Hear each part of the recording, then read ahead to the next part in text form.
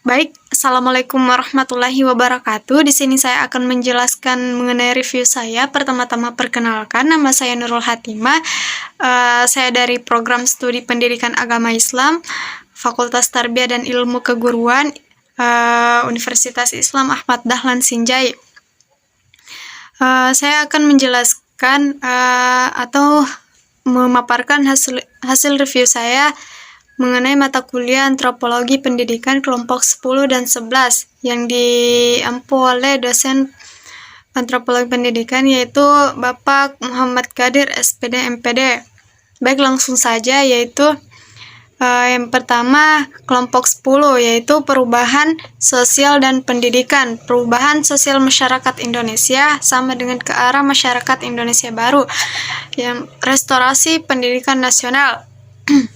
Perubahan sosial adalah segala perubahan pada lembaga-lembaga sosial dalam suatu masyarakat. Perubahan sosial dan perubahan kebudayaan mempunyai aspek yang sama, yaitu berkaitan dengan suatu cara penerimaan atau suatu perbaikan dalam masyarakat untuk memenuhi kebutuhannya.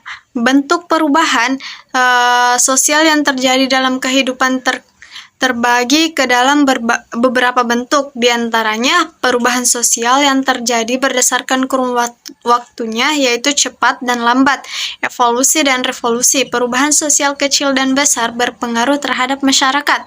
Perubahan sosial yang direncanakan atau telah disiapkan untuk dihadapi dan tidak direncanakan atau tidak dikehendaki. Pendidikan merupakan suatu proses yang dialami manusia untuk mempelajari lingkungannya agar mampu menjadi manusia seutuhnya.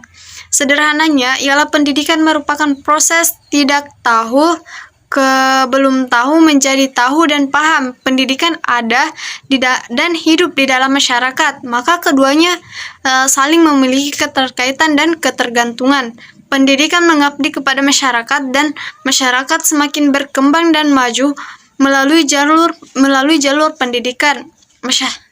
Masyarakat tidak statis akan tetapi bersifat dinamis, bahkan sangat, sehingga pada masa sekarang ini masyarakat mengalami perubahan sosial yang begitu cepat dan pesat. Melalui pendidikan, dilalui proses pematangan dan pendewasaan, masyarakat menjadi sumber daya manusia yang unggul. Peran pendidikan dalam perubahan masyarakat Indonesia diantaranya ada masyarakat semakin berpikir kritis dan inovatif, mendorong saling menghargai, sistem pelapisan masyarakat yang terbuka, pemahaman atas keberadaan masyarakat yang heterogen, orientasi ke masa depan.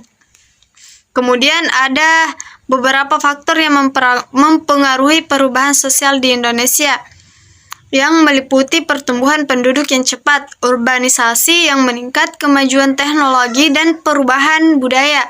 Dalam konteks pendidikan, hal ini menuntut adanya penyesuaian dalam kurikulum dan metode pengajaran agar sesuai dengan tuntutan zaman dan mampu mempersiapkan siswa yang mau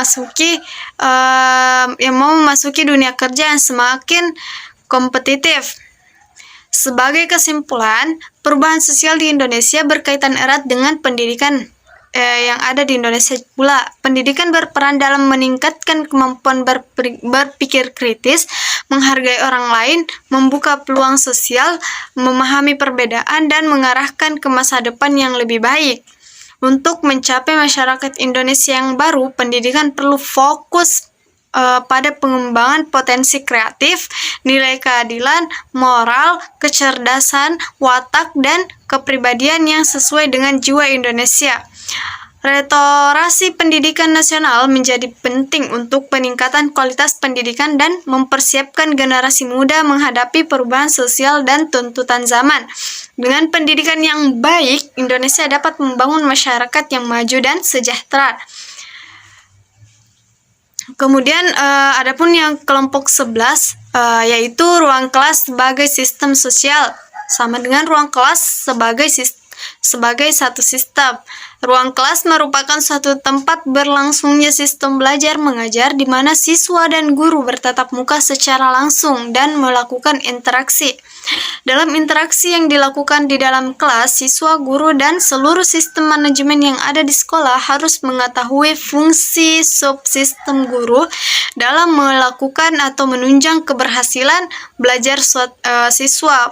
Fungsi subsistem siswa dalam mempengaruhi proses belajar mengajar dan fungsi submanajemen sekolah dalam proses belajar dan mengajar.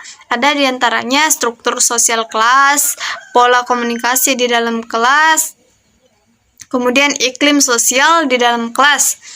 Kemudian ada peran ruang kelas dalam pemeliharaan ketertiban serta disiplin, di mana dipahami bahwa orang yang memiliki disiplin akan melakukan pemeliharaan ketertiban, termasuk ketertiban yang ada di ruang kelas. Baik, itu saja yang bisa saya jelaskan. Lebih kurangnya mohon dimaafkan. Billahi fisabilil haq, fastabiqul khairat. Assalamualaikum warahmatullahi wabarakatuh.